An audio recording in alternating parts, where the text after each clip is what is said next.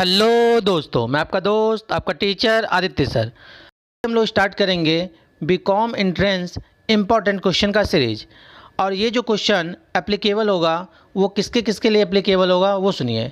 BHU के लिए applicable होगा, इलाहाबाद यूनिवर्सिटी के लिए एप्लीकेबल होगा, महात्मा गांधी काशी विद्यापीठ, या फिर यदि आप लोग यूपी कॉलेज की तैयारी कर रहे हैं, हरिश्चंद्र कॉलेज की, संबिम women college, Jagatpur PG college के अलावा कुछ और भी कॉलेज है जिसका यदि आप बीकॉम एंट्रेंस का तैयारी कर रहे हैं तो आपके लिए ये क्वेश्चन इंपॉर्टेंट होंगे। बहुत सारे क्वेश्चन जो हमारे द्वारा इंपॉर्टेंट क्वेश्चन का सीरीज स्टार्ट किया गया है इसमें से आपके आ जाएंगे।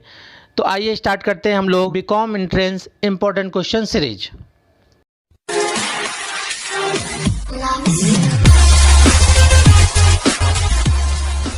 BCom entrance important question series का आज हम लोग का 17वां क्लास हो रहा है, जिसमें हम लोग देखेंगे क्वेश्चन नंबर 31 से लेके क्वेश्चन नंबर 60 तक।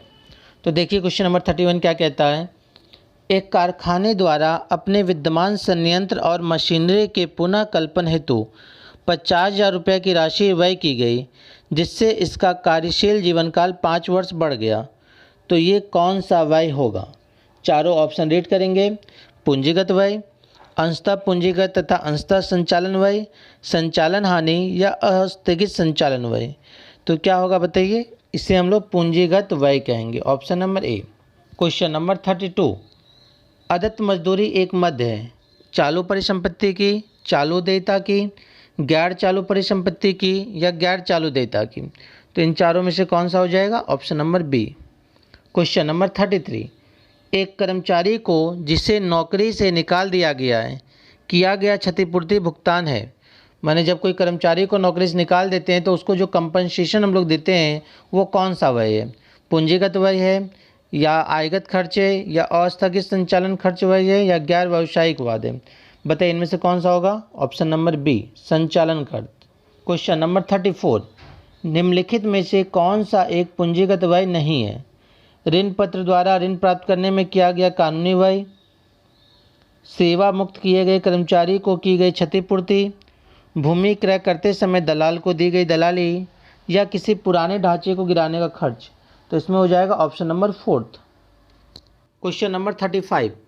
मेसर्स XYZ कंपनी अपनी फैक्ट्री के नवीन भवन के निर्माण के पश्चात उसमें स्थानांतरित हो गई। इस प्रक्रिया के दौरान पुराने ढांचे को गिराने में 20,000 रुपया तथा पुराने स्टॉक की स्थानांतरित करने में 2,000 रुपये व्यय हुए। यह व्यय किस प्रकार का है? पूंजीगत व्यय, राजस्व व्यय या कुछ पूंजीगत कुछ राजस्व या अस्थगित राजस्व व्यय। तो इसमें कुछ एक्सपेंसेस को पूंजीगत मानेंगे और कुछ को राजस्व मानेंगे। Option number C. Question number 36।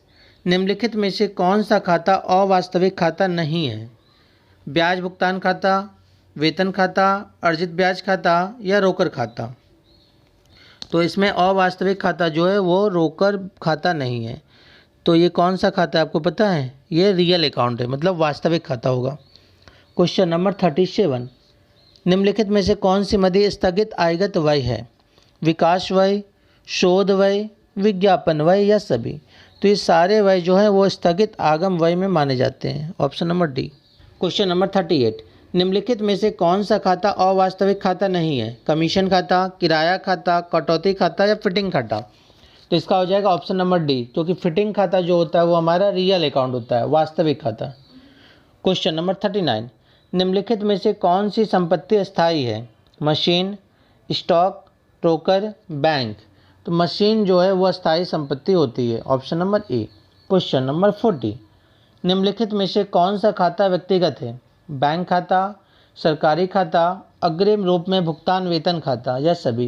तो ये सारे के सारे खाते जो है हमारे व्यक्तिगत खाते हैं। Option number D. निम्नलिखित में से कौन सा लेखांकन समीकरण सही है? Assets equal liability, assets equal liability plus capital, working capital equal assets minus current liability या सभी।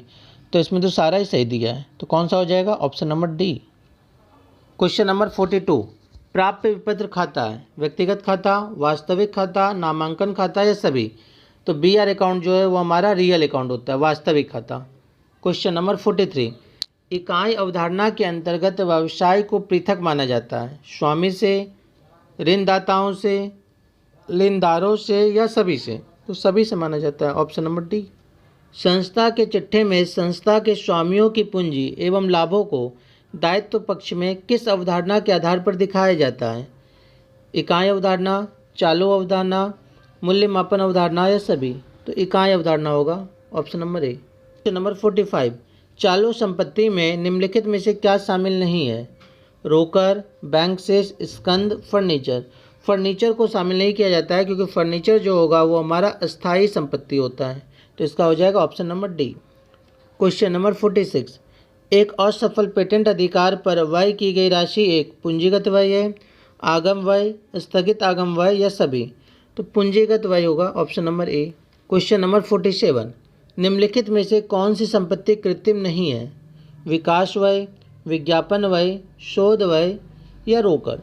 सिंपल सा क्वेश्चन है, रोकर हो जाएगा, ऑप्शन नंबर डी। संस्था के चिट्ठे में स्वामी की पूंजी को दायित्व पक्ष में क्यों दिखाया जाता है?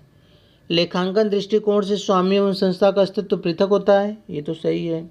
स्वामी की पूंजी को संस्था का दायित्व माना जाता है, ये भी सही है। तो इसका हो जाएगा ऑप्शन नंबर सी, क्योंकि ए और बी दोनों सही है। क्वेश्चन नंबर 49, लेखांकन की दोहरा लेखा प्रणाली का जन्म किस लेखांकन की किस अवधारणा के आधार पर हुआ है?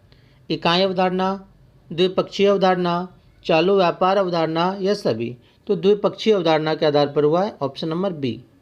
क्वेश्चन नंबर 50, राम ने अपने व्यापार में 20,000 रुपये नकद तथा 30,000 रुपये के भवन एवं फर्नीचर लगाए।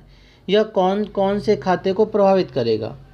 संपत्ति खाता, दायित्व खाता, केवल संपत्ति खाता या संपत्ति तथा दायित्व दोनों? तो दोनों को प्रभावित करेगा, ऑप्शन नंबर डी।